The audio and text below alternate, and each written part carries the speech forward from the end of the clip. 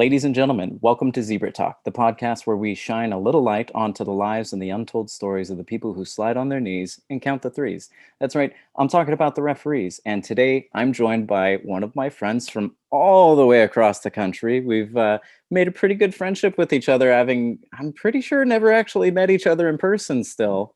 Yeah, not once, but Not you one. may have seen him on OSCW, you may have seen him at WrestleForce, PWX, and now, most recently, I'm sure you're seeing him on the National Wrestling Alliance. Please welcome to the show my good friend, Jarrod Fritz. How are you, Jarrod? Odie, what's up, buddy? Thank you What so is much for having me, up? man. Welcome to the show. Yeah, man. I'm always the first one to go ahead and throw myself under the bus and admit to folks like, Jarrod and I have already actually done this interview. So, it may sound a little repetitious or something like that, but, we had some audio issues on the first round. So we're going to go ahead and knock it out again and make sure that, he gets the best interview possible, right? That's what I love about you, man. You don't settle for anything less than perfection, right? Absolutely. And why should I? You deserve it. The audience deserves it. So let's get right into it. Why don't you introduce yourself a little bit to the folks at home and tell them about where you come from and how you became involved in professional wrestling? Awesome, man. I am from the Carolinas, more specifically right outside of Charleston, South Carolina. 39 years old.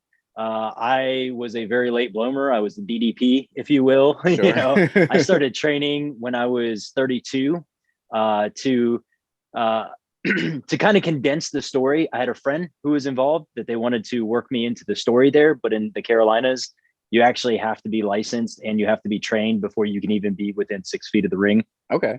So I had to Which run is through a kind of little nice. bit. It's a little It strict, is, but it's it's kind of safety, nice that security. yeah. So I ran through the drills. I ran through the things that you had to do to just get qualified. Yeah. And the trainer, Bob Keller, he was like, dude, you got some athleticism. Have you ever thought of maybe getting involved in the business somehow? Yeah. And of course, I've been watching it since I was a kid, and it was something that my mom was like, yeah, you're never going to do that. Okay, Same. cool. Yeah. So I was like, yeah, well, like, what did you have in mind? He goes, well, we don't really have any good referees around the area that we can, kind of rely on. And, would you ever be interested in doing that? So I kind of started pursuing that as more or less, I really had a passion for learning about the business, like everything that was involved in it. I can honestly say when I was younger, I saw the whole thing for the original Tough Enough. I thought it would be kind of cool to run those ropes, Yeah. pun intended. But I really had no idea what was all involved for professional wrestling. And when he kind of gave me that avenue to pursue, I decided to kind of go a little bit more full force in it once I saw everything that was accessible to me. But I never had it in my mind that I'm going to WWE. Sure. I never really had that. I just wanted to help the wrestling community, at least in the local area, Yeah. add value to it, become a little bit better, serve a purpose. Yeah. And once that the curtain was pulled back and you saw how accessible everything was, you saw that you could actually be a vital asset. absolutely. And, just like I'm sure you and everybody listening to this has probably got it in at least once. Oh, you're just a referee. Sure. And realizing how much is involved in being a referee and how much it adds value to that. Yeah. And just seeing those little nuances, I felt very, very comfortable in it. Now, I did eventually pursue a wrestling career for a very short period of time. Okay. And I was pulling double duties. There would be shows where I'd work under a hood, very next match, go get changed real quick, and I'd be back out there in the stripes right afterwards. Did you have an actual hood gimmick that you were trying to get over with people, or was it just kind of whenever you showed up and they needed somebody like else in a battle royal or something? I suck at winking. Yeah, I had sure. a gimmick. I had something. I had something that was starting. Sure. I only actually, so here's actually something. Out of state or upstate where people didn't know me like they do in the low country area, I would actually wrestle as a guy named Chaz Valor. Okay. And so that wasn't under a hood or anything. Yeah. But then I was like, well, hell, I could double duty and make a double pay, right? So then I started working a hood gimmick, and it was actually very well thought out. I only wrestled about 4 or 5 matches under the hood, and I ended up separating my shoulder, which was a downward spiral for me. Yeah. But it also motivated me. And this is where I'm sure anybody who knows me at least once from social media has seen the whole Refit thing. That's where that evolved from. And I said, I'm going to put all my chips straight in on refereeing, because I feel like there's so many wrestlers out there better than me that Sure. can add value to a show. Yeah. I need to start adding value to a show as a referee, and I really need to really put it in full gear. And that's kind of where everything evolved to kind of where I'm at today, if you will. That was a lot of my thought process as well when I first got involved. Like when I was a kid, you know, I was really interested in like, oh, what if I get to go to WrestleMania someday and like be champion and blah blah blah blah blah. But then, you know, once I like actually started in my 20s, like thinking about getting involved realistically, I'm like, okay, if people like Ricochet exist, then the like climb uphill for me to try and like, you know, become a WWE champion or something like that is going to be just like astronomical. So like what's something that's realistic that like I think I can accomplish and I can be good at? And refereeing is kind of like the ultimate backdoor into all the like wrestling experiences, you know, like there's, like you said, so many not now today, like there's been a huge ref boom in the last like 5 to 10 years, but you know, back Absolutely. when we first started, like I lost count of how many locker rooms I've walked into and they like, you know, expected me to just be terrible. And obviously I was at the time, but like, you know, by the end of the show, they're like, you don't suck. Keep coming back. I'm just like, Yay! thanks, I guess. Yeah. Let's kind of rewind a little bit and get a little bit of the how you actually like started with wrestling story. Like, what was your experience first getting involved? What are you watching? What era are you in? You know, you mentioned you're 39, so I'm guessing probably like early 90s, maybe mid 90s. But let's talk about that a little bit, transitioning into like how you actually started going to wrestling, please. Gotcha. So I want to say I was about 8 years old. And like I said, my mom was never really into wrestling because she thought I was going to hurt myself. You know, very protective mom. I was a preemie baby, so I was mama's boy, and she wanted to protect me and all that. And Ultimate Warrior, I actually think it was Ultimate Warrior's debut match in the Fed. I was just blown away. Like he was a superhero, you know, big neon tassels and face paint. Yeah. It was just great. And then I'd go over and I'd visit my uncle, and my uncle was actually really big in NWA. And I saw that it was very, very different. You know, NWA was definitely wrestling, whereas WWF at the time was very, very cartoony. And so they both had a place. Yeah. Go ahead. They both had a place. And then my mom kind of gave into it a little bit. And that's when I met Papa Shango. I didn't actually meet him face to face, but I was like, that guy. Yeah. Like, I like that guy. And so like, I'm so depressed that they didn't do more with Charles Wright and Papa Shango. And yeah, it is what it is. But got the news when I was about 12 years old that we were going to actually have to move overseas to Japan. So I was super depressed because like I'm having to leave all my friends. So that's when my mom just pulled the rug and said, hey, if you want to watch pro wrestling, if it'll make you happy, whatever. Yeah. And so for about to keep you like satiated. Yeah. Exactly. So for about a full year, like I was all in. Me and my friend went to WCW shows, live shows, WWF shows, live shows. I was videotaping. Yes, that's right. Videotaping. Wait, are you going to shows still in the States? Like knowing you're about to go to Japan? Yeah. Okay. Exactly. Yeah. Because I just wanted to, because actually at that point, I didn't know anything about New Japan. I had no idea that there was wrestling over there because I think anybody that was a kid in my era, the only wrestling that they knew like was WWF. Yeah, I mean, same. And so I only knew WWF, WCW, ECW. I'm like a late '90s kid, so yeah, like the idea and you know, Japanese like wrestling. Yeah, go ahead. I kick myself in the ass now for not knowing that there was a whole world of New Japan pro wrestling over there.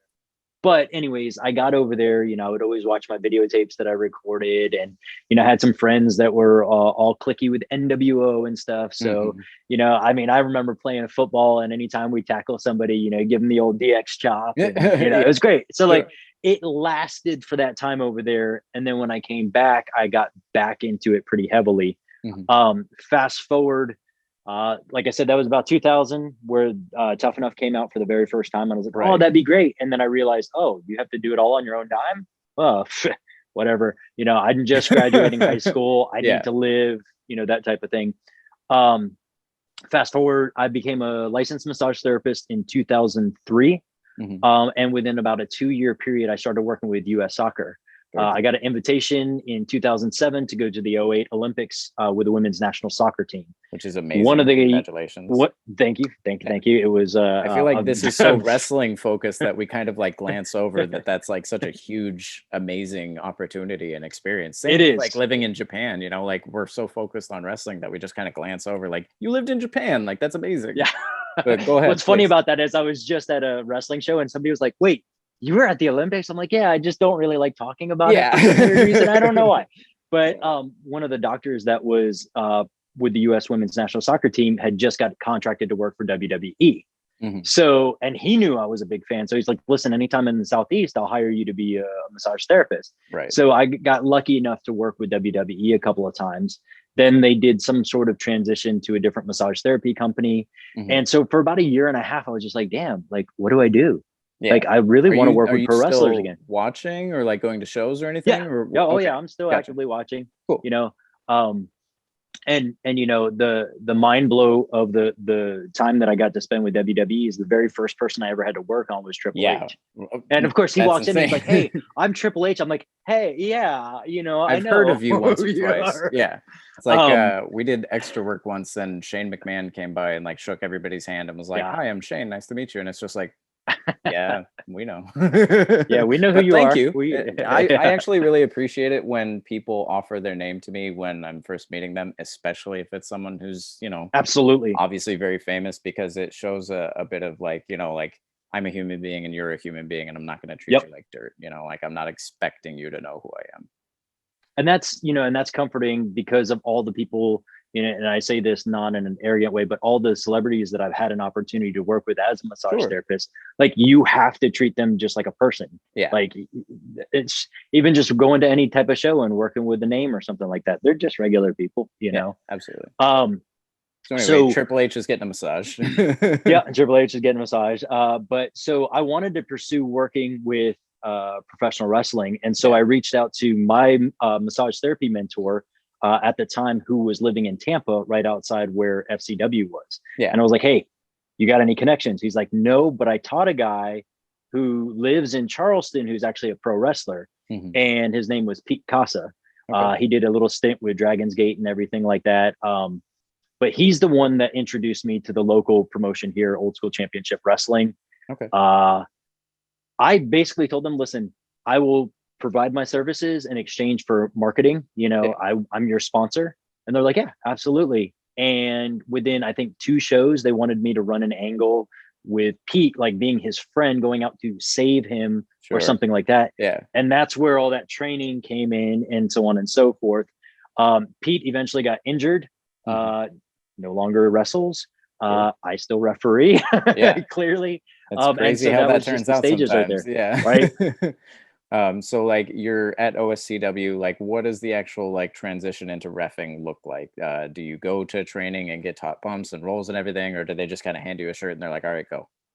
No. So like I said before earlier, in South Carolina, you have to be licensed. You have to be trained. To be even like 6 feet away from the ring. Duh. Yes. My apologies. So, but is that through OSCW and everything? Like, so OSCW partners up with WrestleForce, which my trainer Bob Keller owns WrestleForce. He runs that. So I was trained by Bob Keller and by John Schuyler, who, if people are familiar with AEW, have seen John Schuyler here recently. Sure.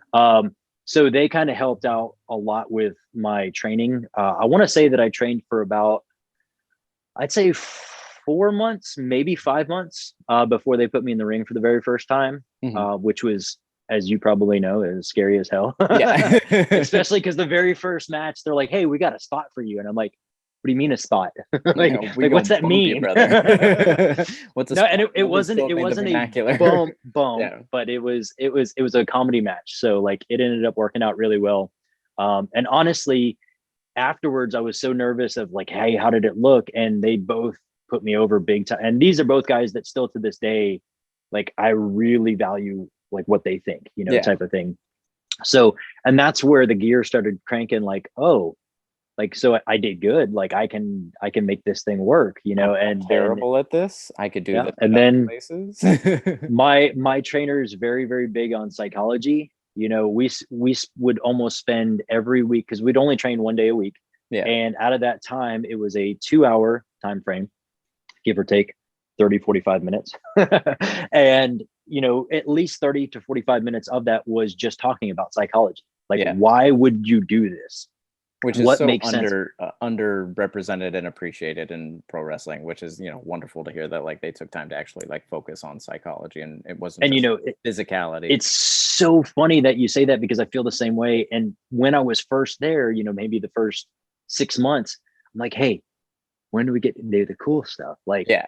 and I realized that was all the cool stuff that Yes. like in talking to some of the people that I get to work with, with NWA who have a exceptional grasp on psychology, and to say something to them and go, oh yeah, I like that. You I'm do like, get oh it, brother. God, thank you. Like, Yeah. it makes me feel so much better because more or less is more, Yeah. and I think that gets very, very underrated these days. Absolutely. I think a big issue specifically with psychology as to like why people don't really get as invested in it and trained as well in it as like maybe some of the moves or matches or stuff like that is that like I never really had anybody explain specifically what psychology was to me. I had to figure it out eventually. And like I feel Mhm. like I have a good grasp of it now, but like there was never any like just definition. You'd hear people talk about it all the time. Oh, they have good ring psychology. Oh, they do their psychology is really good, blah blah blah blah blah. But like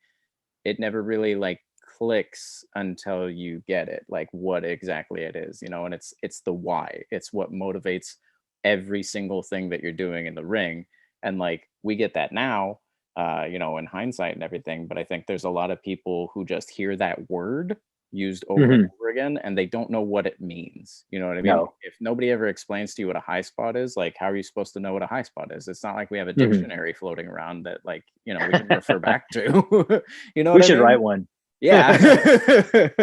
But anyway. No, and it's the simple equation is like that was taught to me probably maybe the second or third training that I did was the baby face will always give the crowd what they want and the heel will always take it away. Right. And that's the simple basic equation of everything. So Yeah. how can you manipulate those things to make a match? And Yeah. that's really the simplistic aspect of it. But so I started really, after training, picking Bob's mind about psychology because I wanted to know how, as a referee, I could add psychology to the match. Yeah. And a lot of my mannerisms that I do in the ring that people have mentioned or commented on, or, oh, I like why you do that. Well, there's a reason that I do that, Sure. and we'll get to that in a few minutes. But then I started, Bob's always been big, go study, Yeah. go study, go watch them. And then John has always been like, watch the match 5 times. Yeah. Watch it just as the babyface, just as the heel, just as the referee, then cover it up and just watch their feet. Watch the feet movement, and everything. That. Yeah. Yeah. And Watching watch it people. in mute. So you're Yeah. not hearing anything. You're just, and so I started doing a lot of that and really kind of dissecting things and figuring out little attributes that I like here and there and getting more confident in my abilities, which just, capitulated into where I'm at today. I actually really appreciate that you mentioned again watching things on mute because that's actually something I specifically like not stole from you or anything, but like I picked up from conversations with you as a really worthwhile, valuable tool. Like watch specifically like your own matches on mute and just like try and decipher if you can, like see if you can tell what it is that you're conveying to the wrestlers, like watch a match on Raw or something like that on mute and see if you can tell what story is being told just by hand movements and by, like reading lips and things like that and reading the energy in the ring. It's very, very, very And to add to that, I'm lucky enough to have up in the Charlotte area, George South, who is indispensable amazing to the wrestling community. And that's one of the things is anytime I'd go to WrestleCade or any show that he was on, you get CCTV in the back and you don't get any audio with it. Sure. And he's like, I can't tell who's babyface and who's heel. Yeah. And I should be able to know within the first 2 minutes, Yeah, absolutely. even less than that. And so, it's establishing those characters right from the get-go. Absolutely. And for us, establishing our authority right at the beginning too. Definitely. And establishing authority without it seeming like you're just being aggressive for the sake of being aggressive. Because yeah, you're not trying to get yourself over, but you're trying to be the part that you need to be. It's not even to tell the story. Getting over. Like I think people hear you need to be more authoritative, and they just misconstrue that as you need to be angry and you need to be aggressive. And it's not necessarily the case. You need to give commands and expect them to be followed, even Well, when they're yeah. not. And just like your character, I say character loosely, your character should develop in the match just as Yes. everybody else's character. So at the beginning, hey, get him out of the corner. You're know not better being than that. aggressive just because, like you're trying to be authoritative or whatever. You're But as it reacting. goes, your volume goes up, your intensity goes up, because I've had to tell you this 6 times now, whatever it might be. Yeah. But that way it builds, so that way you don't, blow it all at the beginning. And then now, okay, so I mean, look at Kyoto. Like Kyoto was always very authoritative, right? Mhm. But like at the very end of the match where it really mattered is when he started getting that. He almost seems like he's mother effing somebody. Yeah, right. like absolutely. So, but it developed. He was never that way, like right at the beginning of the match, Right. So you react to the energy that you're given. You, acting is reacting and all that. So you're talking about, you're in the ring now and you're doing your thing. Obviously, you mentioned you kind of went up and down the roads a little bit, like doing double duty, sometimes under a hood or whatever. Like, at what point did you really feel like you're a working referee and that like this is something that you could do consistently and that you may want to actually like try and climb the ranks of, as opposed to like just something that somebody said you might be good at and I'm going to go train and see if it works out. You know what I mean? I have to think about that for one here for a second, but I could honestly say that I think after Brewer left PWX, he was like, hey, why don't you go contact them? I'll put in a word for you. And PWX was the first experience. And I actually happened to audition on a night where they partnered with Evolve. Okay. So I didn't do anything with Evolve, but I was around that type of an atmosphere and I saw how in depth it was. And I was like, now that I'm here at this stage, I think, and Kevin Pierce and Frank Gastineau were there as the other officials. Yeah. And, I was very, very worried about feedback. Mhm. I love feedback because that's the only way we get better. But, I was very apprehensive and they just were like, great cadence. You hit the mat. I'm very big on like, push your hand through the mat, like type of thing, Yeah. They're just,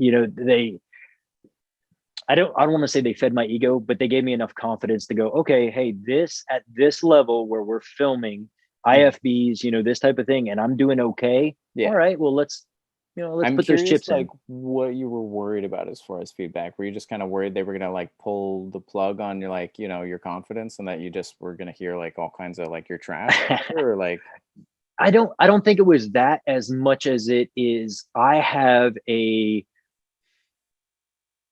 unconditional fear of letting people down, so like I want to make sure that I do a good job, and of course you need that feedback so that you can get better. There's been plenty of times where I've screwed the pooch per se and it was embarrassing, but I got really good at what I did afterwards. Yeah, you're not so much worried that they're going to say like you're really bad at what you do or anything like that. You're worried they're going to say like you messed things up for us specifically.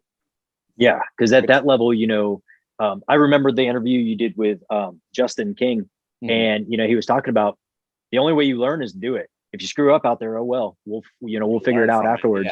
And after hearing that on the podcast, I was like, oh, that makes so much freaking sense. And so now, like, that's where I'm at now. Now I don't have that fear of letting people down. Yeah, I still don't want to let people down. Sure. But if I make a mistake, I make a mistake, and I learned deer in the headlights and petrified and beating yourself up over it anymore. You're going to be like, okay, I screwed up. How can I fix it? Absolutely. And at the beginning of 2020 in January, I finally got to work with Big Time, which was one of the things that was kind of like on my to-do list, if you will. And I ended up screwing up a match with my trainer, John Schuyler.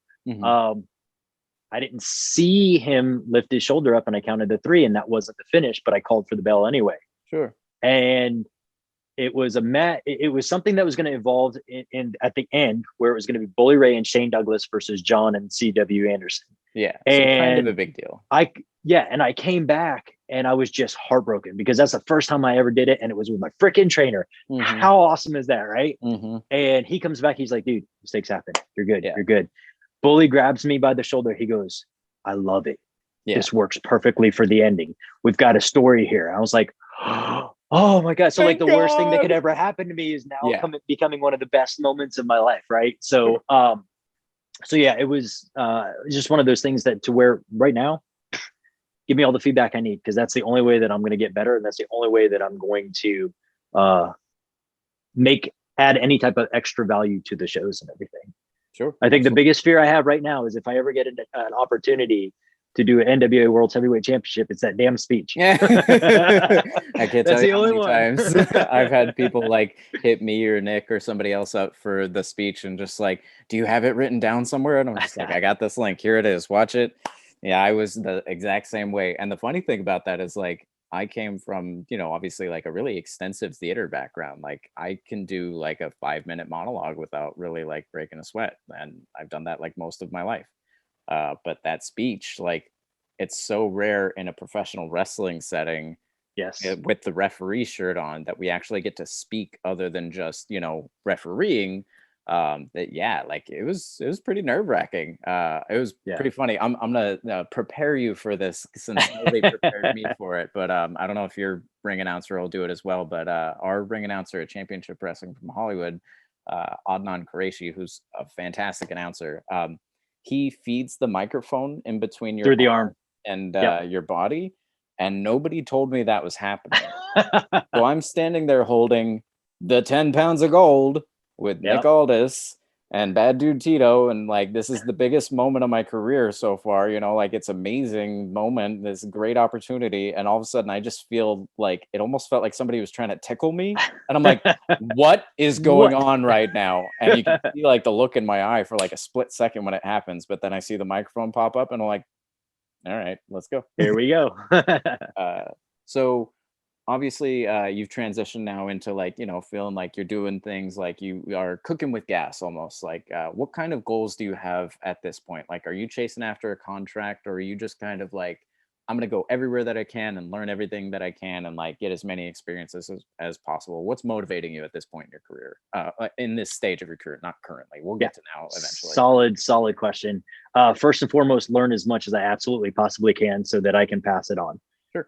I love coaching. I love teaching. I love conveying information. I teach for the American Massage Therapy Association for massage therapy.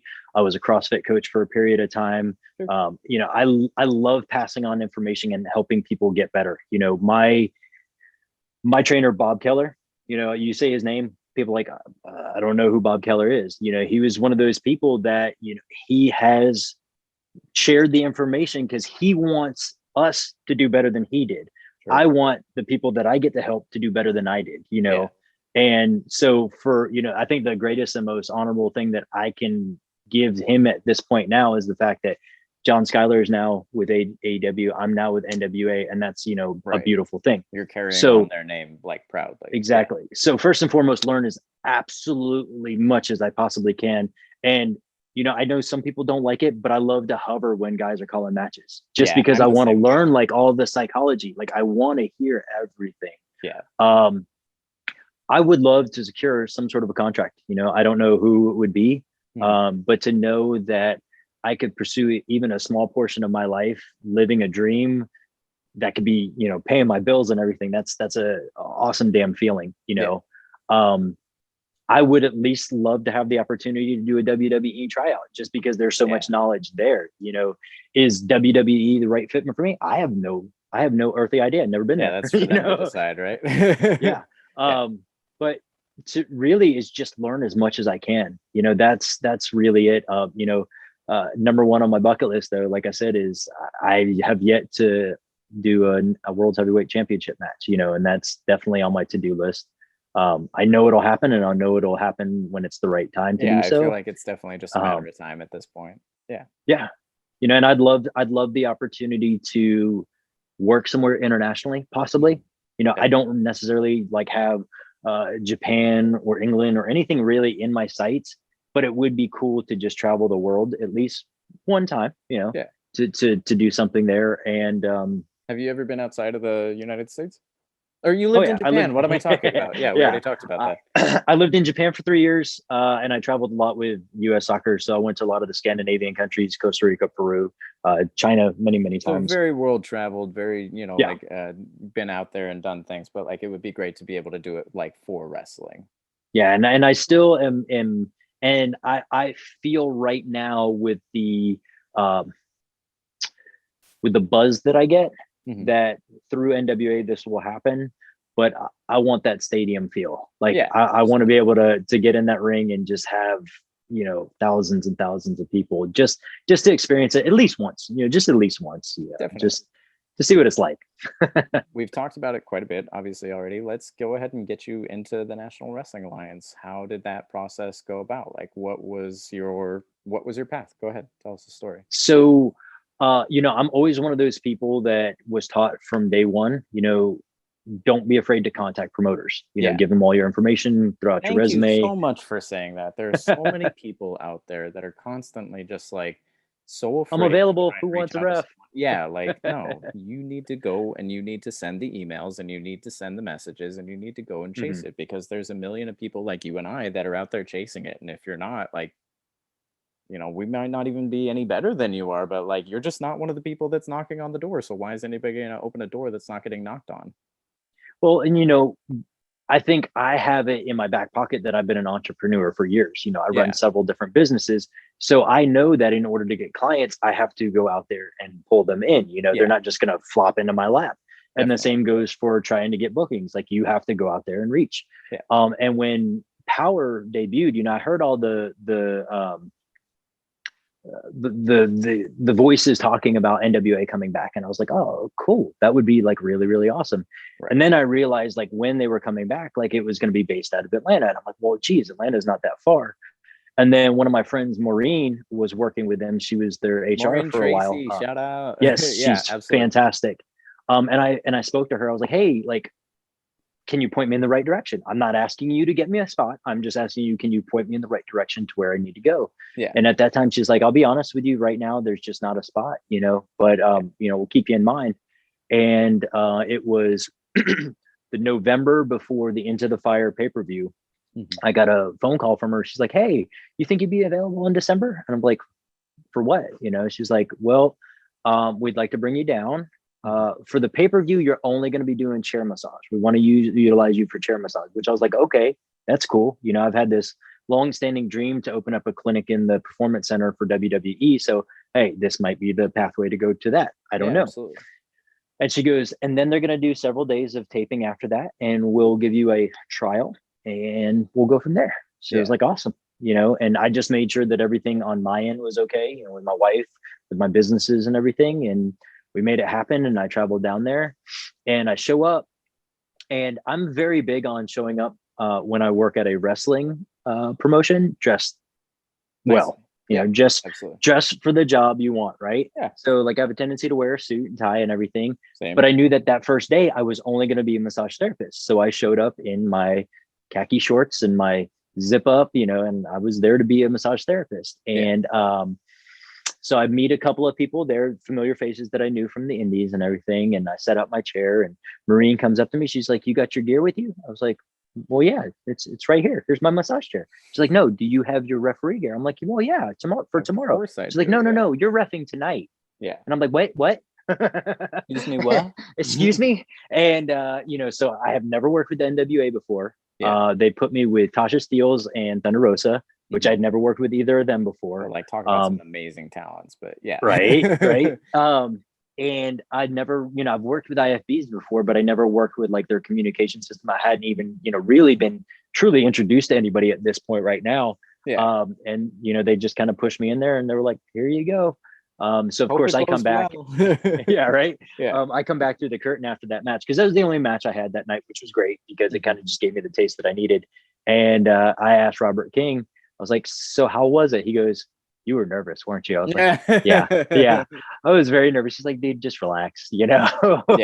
And other than, having to hurdle between 6 different cameras, pedestal cameras, hard cam, Roman cams, and all that, it, it really wasn't that bad. And then the next couple of days, I mean, what I love about NWA is, and you hear it's almost like a generic type of thing, but they're a family down there. Like they really, really, really, some of these guys are like absolute 100% best friends, Nick's not NWA shy about saying it. Deep. Yeah. Yeah. And it's great. It's so welcoming. And I mean, within a day and a half, I was just like, yeah. And then they brought me back for hard times. And then we were supposed to do Crockett Cup, and then, hey, surprise, pandemic, you know. So but I was very thankful. I knew Hebner was going to try to leave because he wanted to pursue things with Impact. Yeah. And then of course when he stepped down, Robert assumed, as much as he doesn't like it, I don't like it either, but he was the senior official, and he's like, you're my number two, there's no question whatsoever. Yeah, So I I mean, was you've just like, been oh there man, already, so why go about? Yeah, totally get it. so that was very, very heartwarming. And after the last tapings that we did there, he goes, you got nothing to worry about, because I had told him the whole situation. I'm sure this will be airing far after all this happened, but we got the pay-per-view coming up this weekend, and it kind of runs a little bit of interference with my wedding anniversary. Your what? My wedding anniversary. And so I spoke to my wife, and it'll be after the trip that we're taking, but it like butts right up to it. So she gets to come down and meet everybody and see what I do down there, which is amazing. So yeah, I mean, and I was worried. I was like, hey, if because I spoke to them like, you don't have to come down if you don't want to. And I've heard those stories that if you don't show up, yeah, you're bye. gone. We'll find somebody else. And they're like, no. Like, you could not show up for the next 4 shows and I'd probably still bring you back afterwards. I was like, oh, sure. It's such a relief off my shoulders, because it is hard, spinning a lot of plates, that I do right now. Right. But I'm very passionate about all those plates that I spin. And I know it will evolve naturally and things will set where they need to. So let's talk a little bit about that. We've brushed on the fact that, like, obviously you're a married man, you're a little bit older than some of the like folks that are in the referee gig right now that haven't been there a long time, but the ones that are going to be learning from this particularly and that you're also, obviously, you have an entrepreneurship, you have several businesses and things like that. Let's talk about what life is like for you as far as keeping all of those plates spinning in the air and how important it is to balance wrestling with everything else. Tell us about, obviously Refit and your other ventures. Like, go ahead. So, everybody's like, hey, how the hell do you do it all? Right. Sure. And for me, it's just learning the timing. It's just like a wrestling match. It's knowing where to be at the right time. Yeah. What all massage specifically what irons okay in the fire? Obviously ref, so husband, massage so therapy. Yeah, I referee.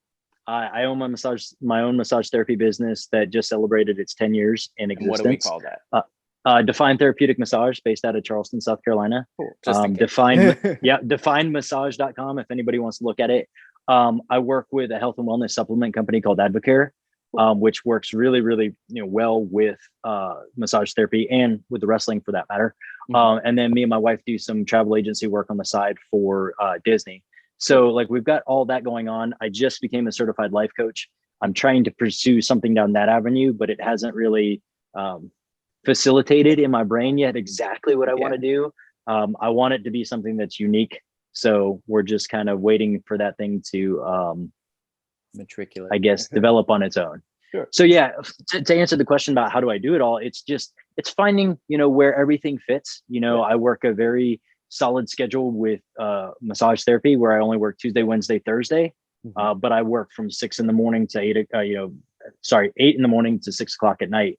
And it's usually packed by boom, boom, boom, boom, boom, And so on those spare days is when I focus on trying to reach out to people about Advocare or getting a booking or something like that. So it's really just a matter of, knowing where all your ducks are and putting them in the row that you need them to be at. So it's so important to have that thing, like you had mentioned about having the like Tuesday, Wednesday, Thursday, like a solid, like regular schedule block that like you can rely on and can like take care of bills and things like that. And then you can kind of adjust things around it, because like if everything is in a constant, ever revolving schedule, like wrestling is, like, it's so much more complicated.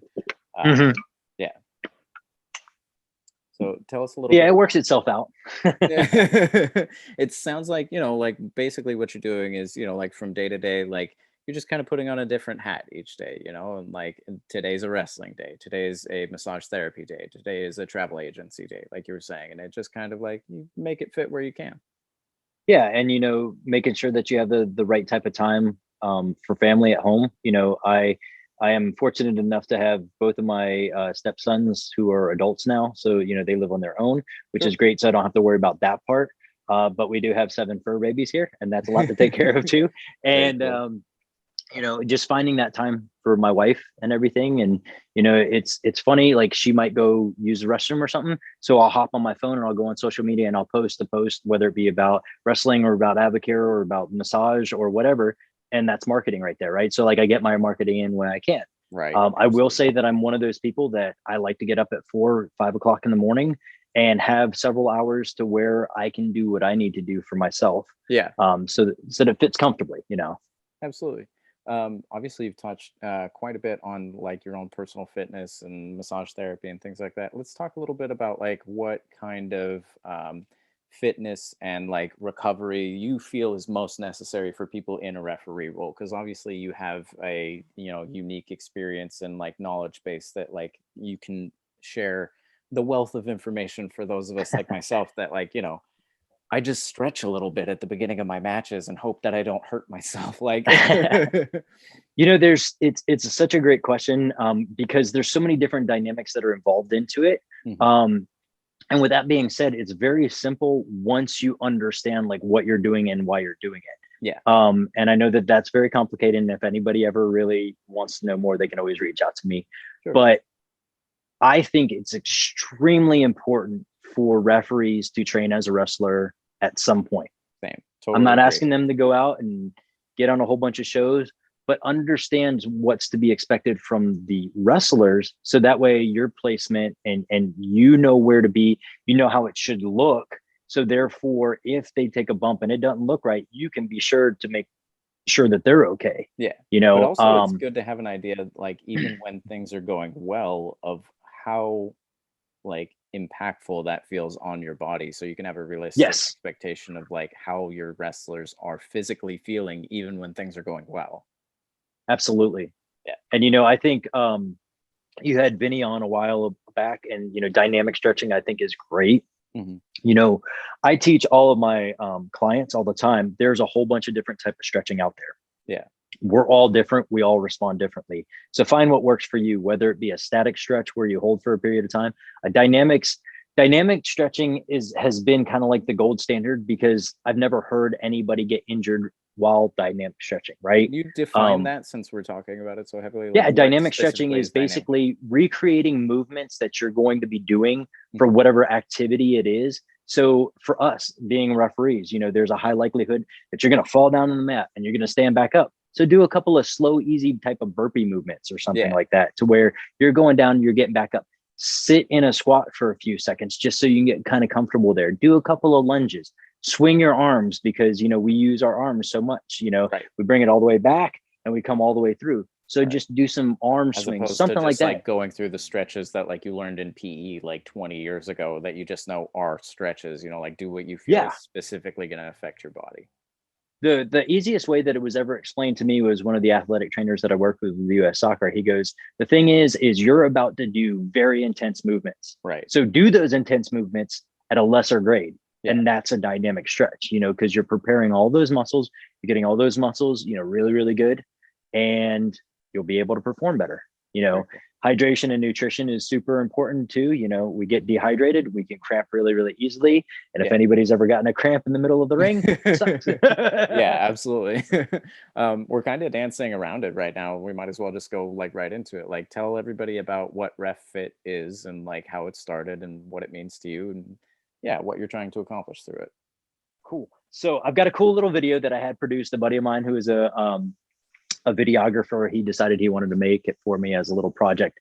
But essentially, it was right after I separated my shoulder and I was super depressed. If anybody listening here has ever had a critical injury and you've had to be on the couch for a period of time, it sucks, know? Absolutely. And I was just like, how in the hell am I ever going to recover?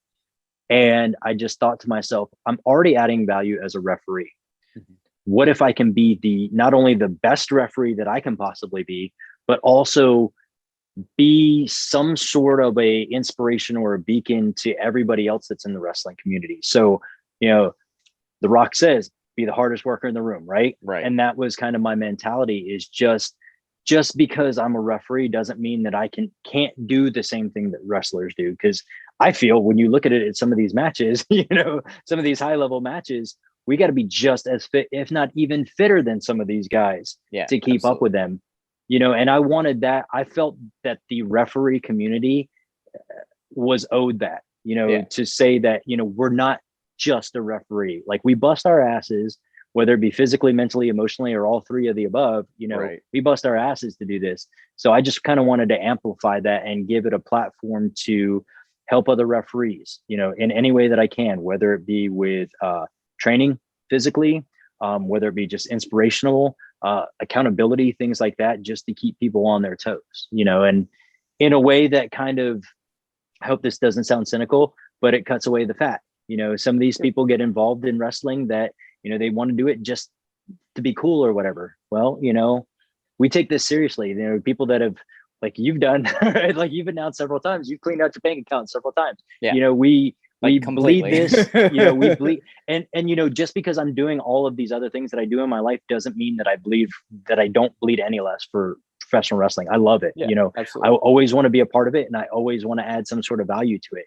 So I'm going to bust my ass to do that, in any fashion that I can. Mm-hmm. And that's essentially what Refit is. So it's not like it's a brand in the aspect of, oh, you can go buy a Refit shirt or you can do the Refit program. It's just something to attach that people, if they go look up that hashtag, you're going to see motivational quotes. You're going to see exercising. You're going to see wrestling. You're going to see all these things that encompass that mentality of what Refit is. Yeah, it's like you said, it's a lifestyle, you're not if you will. necessarily like trying to get over or like sell a shirt or anything like that. You're trying to give inspiration and hope to other people and like try to motivate them to follow a path that you're trying to follow yourself. If I can be as bold as to say, like, what you do with Zebra Talk, or the group or whatever, you're trying to bring people together in the referee community. Yeah. I'm trying to do that in a different way, Yeah. and I'm not, like, again, I'm not getting myself over. I'm not getting anything else over. It's just, hey, we all grasp onto something when we see it, and like, ooh, the more platforms we have for that, the better it's going to be, right? Absolutely. Touch a little bit on how important it is to have like diversification in what you actually bring to the role, because like obviously we're all referees, but like you said, like the majority of your opportunities have come from you actually getting a foot in the door, like through massage therapy or like whatever it was. But like that's when you then have the opportunity to show, oh, by the way, I'm also a great referee. Like touch a little bit on that. So Uncle Bob Evans, as everybody knows, Yes. once said at one of his seminars, how do you add value to a show? Value. Just because you're a wrestler, just because you're a referee, just because you're an announcer, doesn't mean that you add value per se. What can you do to make that show, make that promotion, make that match that much better? Like, how can you add value? If So I think endless it's amount of wrestlers and referees that are available, what sets you apart from them? Go ahead. absolutely. So, like, for me, yes, I have an extensive knowledge. I'm CPR certified. I have an extensive knowledge in anatomy and physiology. I do massage therapy.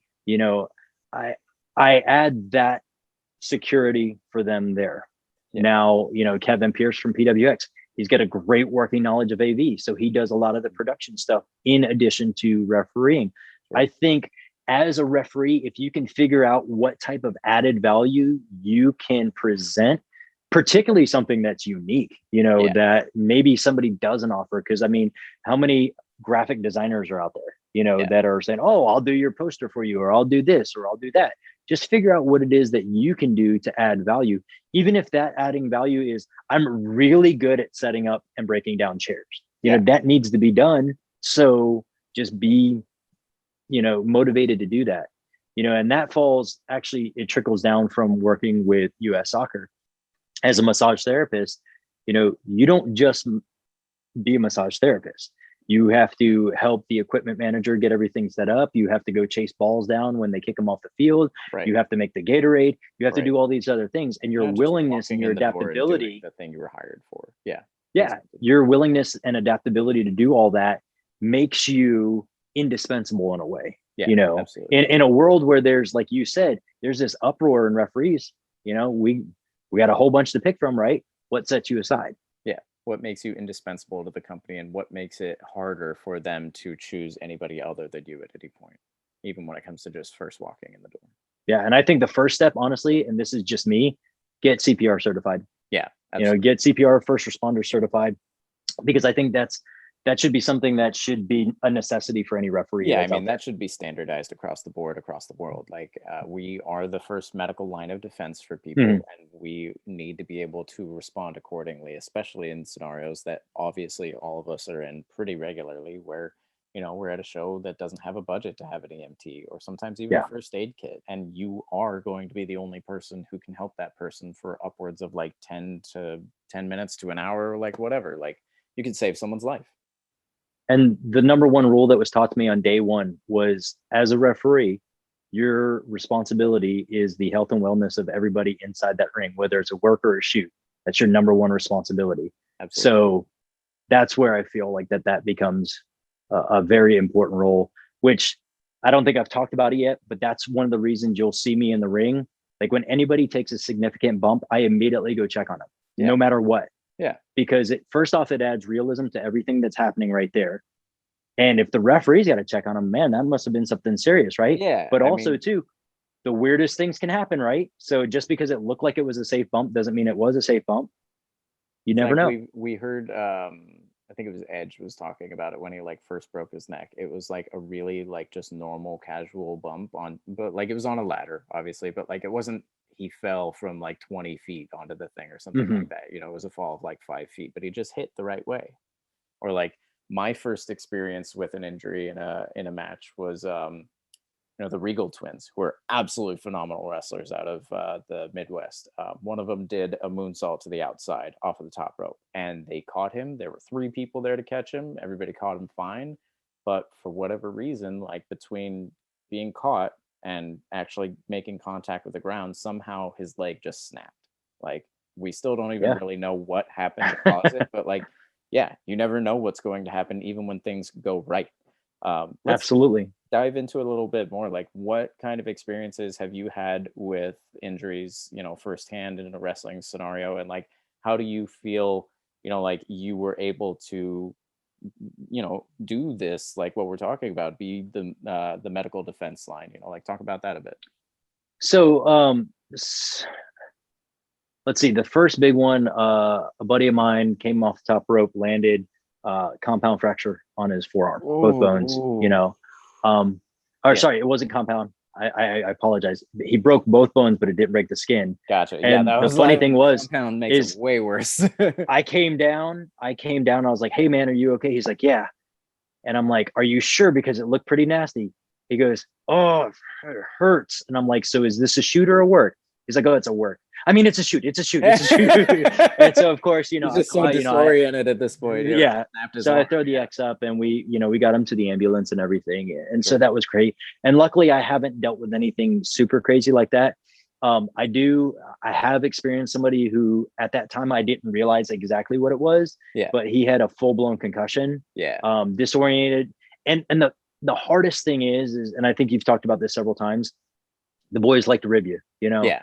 And they like to give you crap and everything. Yeah. And, you know, I was asking him, I was like, "Hey, do you know where you are?" He's like, "No, man, I have no clue." Yeah. And the look that he was giving me at the time was kind of like, "I hear you, whatever. Okay." Yeah. But like he had a full blown, because at the end, because somehow he managed to finish the match. And it was one of those ladder matches where you had to go get the briefcase. And I went up to go raise his hand, and he looked down at me like with sheer terror. And I knew that he had no idea where he was at. And of course, I do everything that I can in the back and be like, "You need to go get your head checked." Whatever. Yeah. And it's heart wrenching because like you want to do more, but and I've had several other experiences, nothing like critical or anything, luckily, thank goodness. But it did give me all throughout those. It gave me the idea to get in more of the action of checking on people on a more regular basis. Because you just never know. Like we just said, you just never know when it's happened. So I will, with a body slam, I'll at least check, look at their eyes, just see if their eyes are dilated or not, you know. "Hey, can you hear me?" You know, whatever. Yeah. Plus, it bleeds into any good referee that has to communicate, you know, whether it be via your IFB or via the other wrestler. Now it doesn't look like you're suspiciously walking up to that person to convey like I'm doing it on a regular basis enough to where it doesn't look awkward that you're just walking up randomly to exactly. Be like, "Hey, brother, there's 5 minutes left." Plus, I mean, like if you watch, you know, and it's been said millions of times by everybody you've interviewed, If you look at boxing referees or you look at UFC referees, they're checking on those guys on a They're regular talking to 'em basis, constantly. Yeah. right? And just making sure. And that's, it annoys me beyond all belief just to watch a referee stand in the corner and go, uh-huh, Oh, oh, look, there's a count. 1, 2, 3. Yeah, Yeah. like I don't think you should overreact. And I got bad in that habit because one of my inspirations was Charles Robinson. Like I got into the real bad, overdoing it, and I was like, Sure. I need to kind of tone that down a little bit. Sure. But I still get involved enough to go, okay, hey, you're good, cool, whatever. And now I don't look strange. Absolutely. Well, we are kind of winding down time a little bit. I do like to give everybody an opportunity at the end to, obviously plug your own socials and all of your shows coming up. If you have any companies that you feel like people could, take another look at, or maybe they haven't had a chance to take a look at them yet, or more specifically, any refs or wrestlers that you feel, the world of wrestling should give a real look at, the floor is yours. Go ahead. Awesome. So I would be remiss if I didn't talk about WrestleForce, which is my trainer's company. And what I like about it, it's a very small company based out of Columbia, South Carolina. But he has a mindset of the old territory days. So he pulls in champions from other promotions to say, hey, they're defending that championship here, which kind of brings that unity of a lot of the other federations that are out there. He kind of has that idea. Yes, exactly. Yeah. And he has a drive to pull unique wrestlers from, like, we're based in South Carolina, but he'll pull somebody from Alabama one time, or he'll pull somebody from Tennessee one time, or something like that. So it's just not the same guys wrestling in that area over and over and over again. And there's never any really big names involved with it. So you're getting this showcase of new up and coming wrestlers. So WrestleForce is great. PWX is all over the place on High Spot Network. So like most people are already aware of that. Sure. So of course, NWA, always check out Fight TV. 6:05 every Tuesday. As we're recording this, we got a pay-per-view coming up, and I am confident that we're going to have several more coming up. It's always a big fight feel, and that's what I love about NWA. When it comes to up and coming wrestlers or referees, Kevin Pierce is a great referee. He's based out of PWX. He's a really good guy. He's been working with New Japan a little bit as well. So I see big things coming for him. When it comes to wrestlers, man, there is a stack I could go over, right? Right. Some of the ones that I want to highlight, my trainer, John Schuyler, he's making it big now. Thank goodness. He earned, about time. God, he deserves it. Yeah. The Heat Seekers based out of Tennessee, those guys are phenomenal. Why they're not booked? Like, they own every other tag team championship that's on the indies right now. Like, if you watch Matt Sigmund or Elliott Russell on their social media, like, it's crazy, right? When it comes to singles wrestlers, one of the guys that I got brought into the business with, Zuka King, man, he is such about him lately. Yeah. Zuka King, such an old school heel, just downright old school heel. He's my brother. I love him. He's just a good guy to keep an eye on. Montana Black is one out of Charlotte. He is a big dude, but oh my God, is he eloquent on the stick. Like, he can cut a promo with so much emotion, and then he conveys it into the ring. So it's not like just oh, hey, you're cool, whatever. Darius Lockhart is the exact same way. Great guy. He's a smaller guy. He's not a big guy. But he's so good when he talks, and he's so great when he wrestles. And he trained a lot in England, so he brings a little bit of English flair into the Southeast. So it's something refreshing. It's something unique to see in this area here. Savannah Evans is great for female wrestling. She's the cannibal. What else can you say about her, right? Selfishly, this is one of my favorite parts of every interview, honestly, because for my own benefit, I love just hearing people mention people that I've already got in my mind, and I'm just like, yep, Darius Lockhart, yep, Savannah Evans, it's nice to and one guy reaffirmed. Yeah, go ahead. One guy that I got to work with for the first time last weekend, Landon Hale. I think he's based out of Alabama. He's got some good stuff going for him. Very good communicator in the ring. Very smooth, just a couple of tweaks, but I think he's got something going for him as well. And like I said, the list could go on and on. I don't want to take up too much more time. But if anybody's ever like, hey, who should I watch? Message me. I'll be happy to give you a whole bunch of people. Because in addition, like I like to try to help scout when I can, because I do help Bob with WrestleForce and I do help him down with OSCW. So I always kind of keep my eyes out. So if anybody that's listening to this or watching this right now has anybody I need to keep eyes on, send me a message, because I'd love to help network people and put them together. When it comes to social media, His name is Steven Tresario, brother. Social media is Jarrod.Fritz on Instagram and TikTok. Jarrod C. Fritz LMT on Facebook, and then J Fritz Ref Life on Twitter. I haven't changed that one yet. So pretty simple, pretty easy. If anybody wants to get into contact with me for any reason whatsoever, I'm always willing to talk and always willing to help. Absolutely. Both your first name and your surname have kind of unique spelling. So do you mind just giving that to the audience? Yeah, absolutely. So Jarrod, Jarrod, Fritz, Fritz. Super easy. All right. Easy peasy. Perfect. Well, thank you so much for being here. I really appreciated your time. No, man, thank you. I'm so glad that we finally got to redo this again. Absolutely. We got to get it out, man. We got to make sure that you're presented in the best light possible for everybody. Because I appreciate it so much, man. And I appreciate everything you do for the zebra community. It's very heartwarming to just see how much you invest of your own time and your own passion. And it's contagious. I think through the time that I started 7 years ago to where I'm at today, there in the past 2 to 3 years alone, there has been such a resurgence in the refereeing community. And I think a lot of that is honestly thanks to you. So I really appreciate everything you do, my friend. I very much appreciate hearing that. Sometimes I wonder if that is the case, but it's always nice to hear it back from people who are observing it. Just it is. I am, it is, brother. I can definitely see like the effect that it's not me, I made a group and that's nice, but the group is an entity and a living thing of its own, and they are helping each other. And you can definitely see that with the quality of referees out on the indies and on television and everything, so it's been a really wonderful process to see how the group affects the world of wrestling as a whole. So thank you for. But you're the Papa Zebra. I'm just the guy who had the idea one day.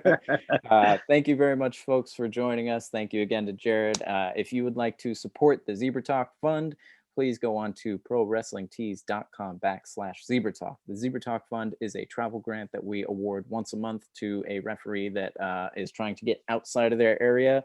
Unfortunately, promoters often can't afford to pay us travel, so we have taken it upon ourselves to create a whole line of merchandise so we can help people travel, because that's how you learn. You get out there, you diversify the people that you're working with and that you're learning from. So yeah, prowrestlingtees.com/Zebra Talk. If you'd like to find us on social media, we're on Instagram, Twitter, YouTube. It's all Zebra Talk 123. If you are a referee and you have not joined Zebra Talk yet, please find me on any of my socials. I'm Odie1Canody on Instagram and Twitter. You can find me on Facebook at Robert Odie Brown, and we will go ahead and we'll get you in there. Yeah, thank you again for being here. I really appreciate your time. I appreciate all you folks for listening, watching, however you're taking this in, and yeah, thanks again. Take care.